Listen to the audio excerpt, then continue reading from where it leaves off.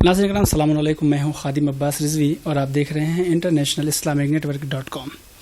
ناظرین، اس وقت پورے اسلام، پورے امت مسلمہ کے لیے جو ایک بہت ہی کرنٹ موضوع ہے وہ وسیم رضوی۔ آپ تمامی حضرات دیکھ پا رہے ہوں گے، سن پا رہے ہوں گے اور پڑھ پا رہے ہوں گے کہ وسیم رضوی نے جو بیان دیا ہے کچھ دنوں پہلے کہ قرآن شریف سے 26 آیتوں کو ہٹا دیا جائے، اور ابھی ریسنٹلی ایک بیان اور آ گیا ہے کہ جو یہ قرآن ہم لوگوں کے درمیان ہے، جو اوریجنل قرآن ہے وہ حضرت علی کے پاس ہے اور وہ اس کو لے کر پردے میں ہیں ان کے وارث۔ اس طریقے کے جو تمام بیانات آئے ہیں اور اس پر تمام علماء کرام اپنی رائے رکھ رہے ہیں۔ ہمارے ساتھ اس وقت موجود ہیں مولانا قمر سلطان صاحب دلہوی، جو اپنے تاثرات اس موضوع پر رکھیں گے۔ مولانا صاحب بہت بہت خیر مقدم ہے آپ کا ہمارے چینل پر۔ مولانا صاحب، جیسا کہ میں نے ابھی تمہید میں بتایا بھی کہ وسیم رضوی صاحب کا جو بیان ہے اس کو لے کر تمام مسلمان پریشان ہیں کہ اس طریقے کا بیان جو انہوں نے دے دیا، چونکہ ہندوستان میں دیکھا جاتا ہے کہ جو موجودہ کرنٹ گورنمنٹ ہے کہیں نہ کہیں اس کو اس طریقے سے دیکھا جاتا ہے کہ وہ مسلمانوں کا اگینسٹ رہتی ہے، ان کے کچھ ایسے فیصلے ہیں جو مسلمان اپنے اگینسٹ مانتے ہیں۔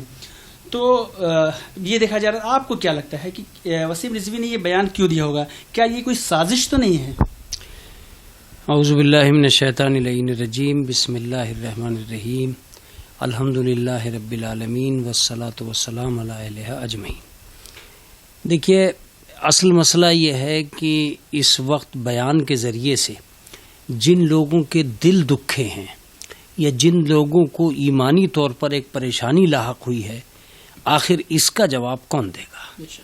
یہ بات تو بعد میں طے ہوگی کہ حق پہ کون ہے اور باطل پہ کون ہے، لیکن کسی بھی دھارمک کتاب پر کسی بھی آدمی کا اس طرح حملہ آور ہو جانا، کیا یہ درست ہوگا؟ آج میں ان ہندو اہل ہنود حضرات سے کہتا ہوں، اگر میں گیتا سے 4 باتیں ایسی نکال کر جو گیتا کے اندر دوسرے دھرم کے لیے غلط ہیں، میں یہ کہہ دوں کہ یہ گیتا کے اندر موجود ہے، تو کیا ہندو حضرات اس کو برداشت کریں گے؟ اور وہ یہ سمجھ جائیں گے کہ صاحب گیتا کے خلاف بولنے والا آدمی بہت اچھا ہے، بہت مہان ہے؟ اگر گیتا کے خلاف بولنے والا، توریت کے خلاف بولنے والا، زبور کے خلاف بولنے والا، انجیل کے خلاف بولنے والا آدمی درست نہیں ہو سکتا، تو یہ بھی طے ہے کہ وسیم رضوی بھی کسی طرح درست نہیں ہو سکتے۔ ایک بات۔ دوسری بات یہ ہے کہ جہاں تک 26 آیتوں کا مسئلہ ہے، تو یہ 26 آیتیں آج ان کی دنیا کے اندر کوئی ایسا تو نہیں ہے کہ یہ آج پیدا ہوئی ہیں، آیتیں بہت دن سے چلی آ رہی ہیں، اور اتنے دن سے چلی آ رہی ان آیتوں کو زمانہ پڑھتا رہا ہے۔ سوال یہ پیدا ہوتا ہے، وسیم رضوی کے دادا نے یہ قرآن پڑھا، وہ آتنکوادی کیوں نہیں بن گئے؟ وسیم رضوی کے خاندان والوں نے یہ قرآن پڑھا، وہ آتنکوادی کیوں نہیں بن گئے؟ کسی بھی انسان کا آتنکوادی بننا نہ تو قرآن سے متعلق ہے، نہ ایمان سے متعلق ہے، نہ اسلام سے متعلق ہے۔ یہ اس کا مزاج ہے، یہ اس کی طبیعت ہے، یہ اس کا حرام خون ہے، یہ اس کا نجس خون ہے جو اس کو آتنکوادی بننے پر مجبور کرتا ہے۔ بہت سے لوگ ایسے ہیں جنہوں نے قرآن نہیں پڑھا اور وہ آتنکوادی نہیں بنے۔ تو اب آپ بتائیے کہ جنہوں نے قرآن ہی نہیں پڑھا اور وہ آتنکوادی نہیں بنے، انہیں کس چیز نے تعلیم دے دی آتنکواد بننے کی؟ یہ آپ کو سوچنا پڑے گا کہ نہیں سوچنا پڑے گا؟ وہ کون لوگ ہیں کہ جنہوں نے قرآن نہیں پڑھا اور وہ آتنکوادی ہیں؟ بہت سے ہندو حضرات میں ایسے لوگ موجود ہیں جو اس طرح کا کارنامہ انجام دیتے ہیں۔ نٹھاری والا دنیا کیا بھول گئی؟ نٹھاری کا قانون جو بچوں کو کاٹ کر ان کا گوشت کھایا کرتا تھا، نوئیڈا کے اندر یہ نٹھاری کانڈ ہوا تھا۔ کیا ہم یہ کہہ دیں کہ سارا زمانہ گیتا پڑھ کر آتنکواد ہو رہا ہے؟ نٹھاری گیتا پڑھا کرتا تھا اور وہ یہ کام کر رہا تھا کہ بچوں کا گوشت کھاتا تھا، تو کیا ہم یہ کہہ دیں؟ اس کا مطلب یہ ہے کہ آتنکواد کا کوئی تعلق قرآن مجید سے نہیں تھا، اور نہ ہی ہے اور نہ ہی ہوگا۔ یہ ناسمجھی ہے وسیم رضوی کی۔ اب ان کا یہ کہنا کہ صاحب میں نے پہلے اتنے سنگھٹنوں سے بات کی تھی، ایک تو یہ کہ وہ کبھی بات کرنے کے قابل ہی نہیں رہے، اس لیے کہ وہ ہمیشہ مولوی حضرات کو، علماء حضرات کو ملا کہہ کے پکارتے ہیں۔ ان کی لینگویج مخالف مولویت ہے، وہ خود سمجھنا نہیں چاہتے. اگر آپ سمجھنا چاہتے تو آپ نے عربی پڑھی ہوتی, عربی لینگویج پڑھی ہوتی, عربی لینگویج کا ٹرانسلیشن پڑھا ہوتا, صحیح سے اس کے رموز اور اسرار پڑھے ہوتے, پھر اس کے بعد وہ آپ کی سمجھ میں خود آ جاتا. قرآن مجید نے تو خود کہا ہے وَلَقَدْ يَسَّرْنَا الْقُرْآنَ لِلذِّكْرِ فَهَلْ مِن مُدَّكِرٍ. اب سوال یہ پیدا ہوتا ہے کہ پورے اسلام کو آتنکواد بتاتا ہے امریکہ, کیا یہ قرآن کی وجہ سے بتاتا ہے؟ اس کا مطلب یہ ہے کہ یہ کوئی نظریہ نہیں ہے کہ کوئی بھی آدمی قرآن مجید کو لے کر آتنکوادی بنا ہے. اب رہ گئی یہ بات کہ صاحب انہوں نے 26 آیتیں پیش کی اور کسی مسلمان نے ان کو جواب نہیں دیا ہے. تو میں یہ کہہ رہا ہوں کہ کیا کورٹ یہ فیصلہ کر دے گا کہ قرآن مجید سے یہ 26 آیتیں ہٹا دی جائیں؟ اگر ہائی کورٹ نے یہ فیصلہ کر بھی دیا تو ہٹائے گا کون؟ بے شک. سب سے بڑی بات تو یہ ہے کہ ہٹائے گا کون؟ اس لیے کہ قرآن مجید ایک ہائی کورٹ کے حلقے میں نہیں پڑھا جاتا ہے. اس کے اپنے کتنے کورٹ ہیں انہیں پتہ نہیں ہے. وہ اپنے قاضی رکھتا ہے, وہ اپنے عادل رکھتا ہے. میں آج وسیم رضوی اور انڈیا اور سبھی لوگوں کو کہ جو لوگ اب ڈیبیٹ کریں گے ٹی ویوں پر بیٹھ کے, اب بہت زیادہ اس بارے میں بحث ہوگی, اس کو منتھن کیا جائے گا تاکہ لوگوں کے درمیان میں ایک غلط خیالات کی روش پیدا ہو جائے. یہ اپنی کہیں گے, وہ اپنی کہیں گے, یہی ہوگا. اگر یہ ہوگا تو اب مجھ سے سنیے کہ اس کا انجام کیا ہوگا. اس کا انجام یہ ہوگا ثم اورثنا الکتاب الذین اصطفینا من عبادنا. ہم نے اپنی کتاب کا وارث مصطفیٰ بندوں کو قرار دیا ہے. اس کا مطلب یہ کہ دنیا میں وارث موجود ہے. وَلَقَدْ يَسَّرْنَا الْقُرْآنَ لِلذِّكْرِ فَهَلْ مِن مُدَّكِرٍ. جو بھی قرآن کو چاہتا ہے بہت آسان ہے قرآن سمجھنے کے لیے, بس ہے کوئی جو اس سے نصیحتیں حاصل کرے. اس کا مطلب یہ ہے کہ قرآن مجید لا ریب فیہ ھدی للمتقین, اس میں کوئی شک نہیں ہے جو قرآن مجید ہے, جس کے لیے خدا یہ کہہ چکا ہے کہ اس میں کوئی شک نہیں. اسے ہم یہ کیسے مان لیں کہ وسیم رضوی کی بات صحیح ہے؟ وسیم رضوی ایک ہائی کورٹ نہیں 10 ہائی کورٹ میں چلے جائیں. قرآن مجید نہ جانے کب سے عداوت کے ماحول میں جی رہا ہے, مگر آج تک کوئی ایک نقطہ کم نہیں کر پایا.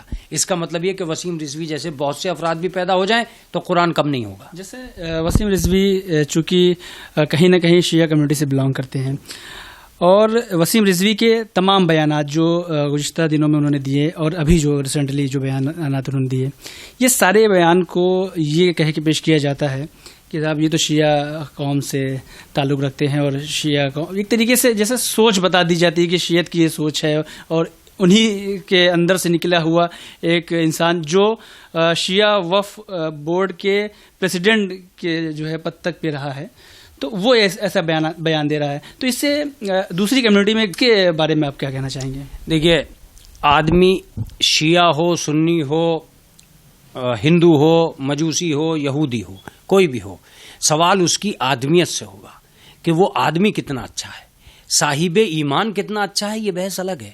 وہ انسان کتنا اچھا ہے. بہت سے دھرم ہیں, بہت سے مذہب ہیں کہ جن میں انسان کا بہت اچھا ہونا ایک بہت بڑی بات ہے. آج جہاں وسیم رضوی کی قرآن مجید کے خلاف سوامی اگنیویش کی بھی ایک رپورٹ چل رہی ہے اور ایک کلپ چل رہی ہے جس میں وہ کہہ رہے ہیں لا الہ الا اللہ, اور وحدانیت کی بات کر رہے ہیں, اور وحدانیت کے ذریعے سے پوری دنیا کو ایک کرنے کی بات کر رہے ہیں. تو آج کے دور میں یہ فیصلہ ہونا ضروری ہے کہ انسان کون اچھا ہے. وسیم رضوی صاحب پہلے ہی سے ان کو خود کو سوچنا پڑے گا کہ انہوں نے کیسا کیسا مال کھایا ہے جو اب کیسا کیسا اگلنے کا موقع آ رہا ہے. آج جو وہ الٹیاں کر رہے ہیں یہ وقف بورڈ کی حرام پراپرٹی کا حرام کھایا ہوا مال ہے جس کی الٹیاں وہ کر رہے ہیں. ظاہر سی بات ہے کل جو نجس کھاتا رہا ہے وہ اب نجس بولے گا. کل جس کا گوشت اور خون اور سب کچھ ایک ایسی دولت کے اوپر پلا اور بڑا ہے کہ جس کے آدھار میں کتنا کمینہ پن اس وقف بورڈ کی دنیا میں ہوا ہے, یہ تو سب وقف بورڈ والے ہی بتا دیں گے. آخر سی بی آئی اگر یہ بہت اچھے تھے تو سی بی آئی جانچ جو ان کے مخالف گئی وہ کیوں, یہ ابھی بورڈ سے نکالے گئے وہ کیوں؟ اس کا مطلب یہ کہ یہ حکومت کے نظریے میں مجرم ہیں اور اپنے اسی جرم کو چھپانے کے لیے انہوں نے یہ چادر اوڑھی ہے کہ قرآن مجید کے خلاف بولو تاکہ مسلمان ورودی لوگ گلے لگا سکیں. لہٰذا آج ساری دنیا کو پتہ چل رہا ہے کہ حکومت کی لالچ میں ان کے یہ کلمات آ رہے ہیں, مگر یقین مانے جو قرآن مجید کا نہ ہوا یہ سب کو پتہ ہے کہ کس کا ہوگا؟ بے شک جو اللہ کا نہیں ہو سکا وہ کسی بندے کو کیا ہوگا؟ آج ان حکومت کے لوگوں کو بھی سوچنا پڑ رہا ہے، جب یہ اپنی ہی کمیونٹی کا وفادار نہیں ہے تو ہمارا کیا وفادار ہوگا؟ انہوں نے تو کتے کی زنجیر کھول کے دیکھا ہے کہ یہ سڑک پہ کتنا بھاگ سکتا ہے۔ ایک آخری سوال آپ سے جناب، جیسا کہ وسیم رضوی کا جو ابھی ریسنٹلی ایک بیان آیا کہ یہ ڈپلیکیٹ قرآن ہے، مثلا اس کا مفہوم میں بتانا چاہ رہا ہوں، ہو سکتا ہے کہ لفظ الگ ہو، تو جو ان کا مفہوم ہے یہ ہے کہ یہ ڈپلیکیٹ قرآن ہے، اصلی قرآن تو کچھ اور ہے۔ یہ اس کے پیچھے آپ کو کیا لگتا ہے کہ کس سوچ کے تحت یہ انہوں نے بیان دی؟ لیکن میں ایک بات آپ کی خدمت میں عرض کر دوں کہ قرآن مجید کے لیے بہت سے لوگوں کے دلوں میں اب بھی ارمان ہے کہ قرآن مجید ہی ختم ہو جائے، تو کہ یہ ان کا ارمان کسی سازش کا حصہ ہے؟ سازش کا حصہ نہیں، یہ ان کی خباثت کا حصہ ہے۔ سب سے پہلے خباثت ہوتی ہے، پھر اس کے بعد کتنے خبیث اس کے پاس آ جاتے ہیں، یہ ایک اصلی مسئلہ ہے۔ ایک خبیث نے سوچا، ایک آدمی نے سوچا کہ میں ڈاکو بنوں گا، میں ڈاکہ ڈالوں گا، بہت سے لوگ اس کے پاس آ گئے، یہ ایک سرغنہ بن گیا، اور ان کا ایک سرغنہ ہوتا ہے، ایک گروہ ہوتا ہے، ڈاکوؤں کا ایک سردار ہوتا ہے۔ ظاہر سی بات ہے، اب یہ کہنا کہ صاحب یہ اولن جو ڈاکہ ڈال رہے تھے وہ کس کی وجہ سے؟ ان کی وجہ سے، ان کی وجہ سے نہیں، یہ خبیث لوگ جمع ہوتے چلے گئے اور ایک خباثت کا لشکر جمع ہو گیا۔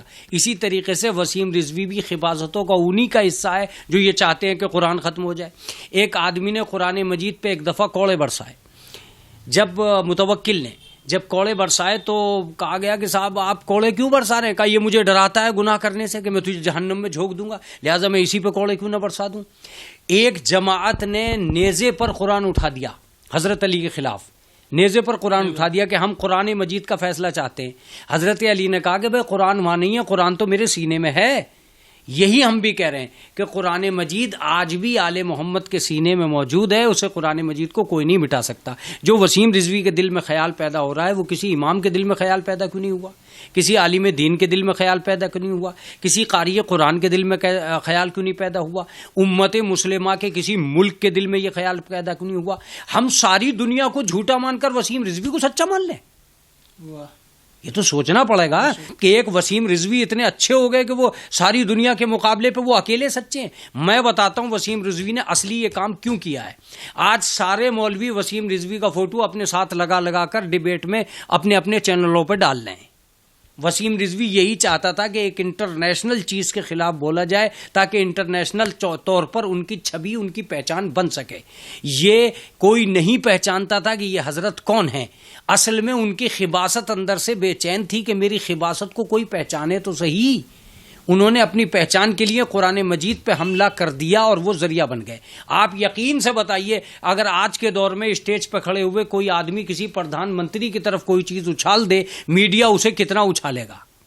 اس کا مطلب یہ کہ دنیا میں ایک طریقہ کار ہے سستی شہرت خریدنے کا کہ آپ اچھی سے اچھی چیز کے اوپر ٹپڑی کر جائیں، ابھی شہرت مل جائے۔ اچھا وہ جانتا ہے کہ میں تو بدنام ہوں ہی، میرا نام کیا ہوگا؟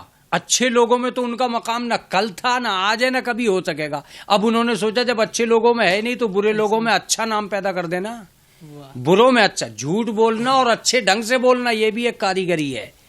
لہذا وسیم رضوی اسی کاریگری کو انجام دے رہے ہیں۔